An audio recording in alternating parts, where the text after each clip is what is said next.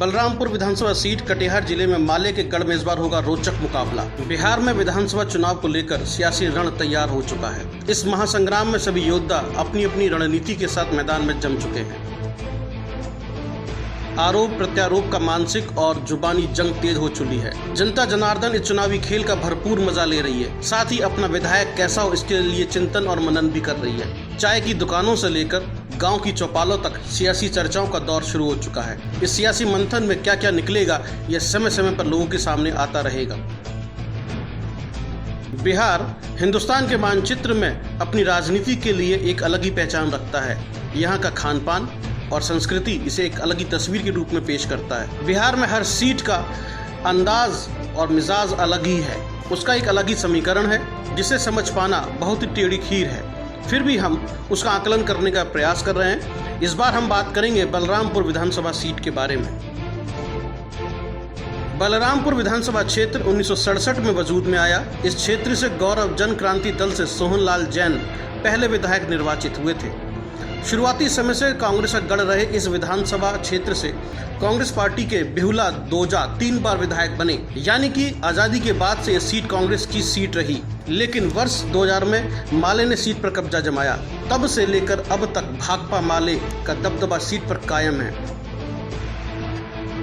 इस विधानसभा क्षेत्र से भाकपा माले के महबूब आलम को 2 बार विधायक बनने का अवसर मिला है।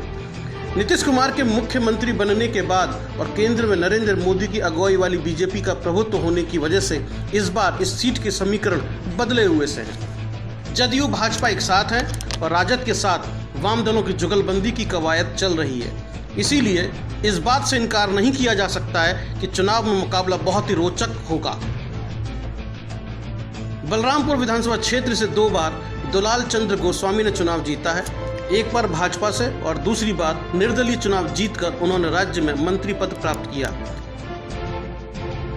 वर्ष 2019 के लोकसभा चुनाव में गोस्वामी कटिहार लोकसभा क्षेत्र से विजयी हुए।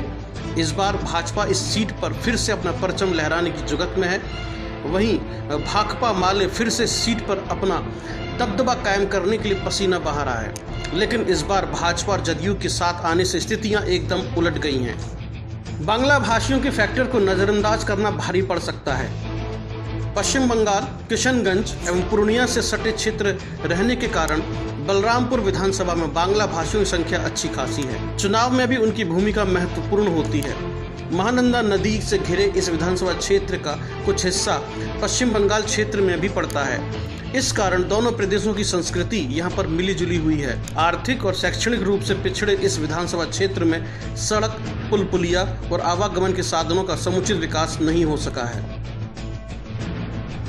इस सीट पर उम्मीदवार के भाग्य का फैसला 3,18,681 मतदाता करते हैं, जिनमें 1,49,547 महिलाएं हैं, 1,69,126 पुरुष हैं और थर्ड जेंडर सिर्फ 8 हैं। चलिए अब एक नजर डालते हैं अभी तक के सभी विधायकों पर।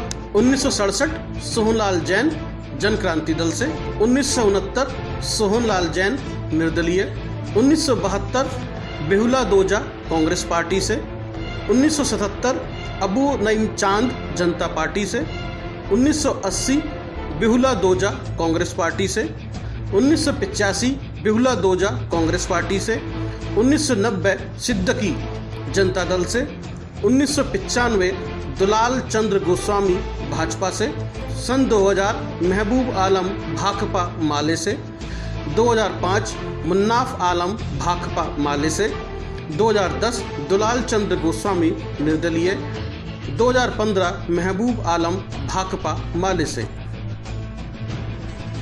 इन सभी गणित को देखने के बाद और विधायकों की स्थिति देखने के बाद आप अच्छी तरह से समझ सकते हैं कि आने वाले चुनाव में बलरामपुर सीट पर किस तरह का चुनावी मुकाबला होगा और ये कितना रोचक हो सकता है। कांग्रेस और जनता दल का कभी गढ़ रही बलरामपुर सीट इस बार जदयू, भाजपा और भाकपा माले के लिए नाक का सवाल है। दोनों खेमे अपना अपना परचम लहराने के लिए पुरजोर कोशिश कर रहे हैं। लेकिन लोकतंत्र के इस महापर्व में मतदाता किसे चुनता है ये तो मतदान के बाद ही पता चल सकेगा। बिहार से एबी स्टार की रिपोर्ट।